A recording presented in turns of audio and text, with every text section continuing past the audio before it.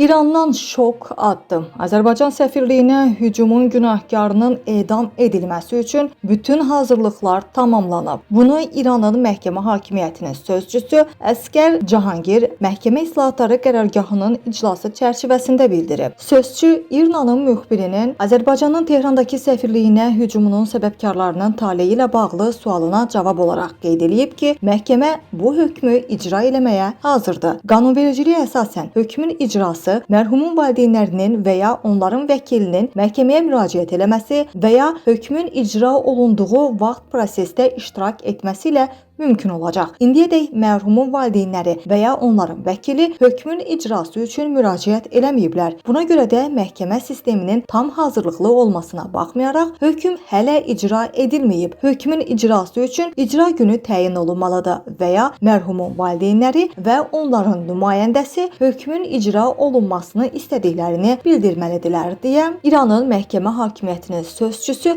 Əskər Cahangir açıqlamasında bildirib.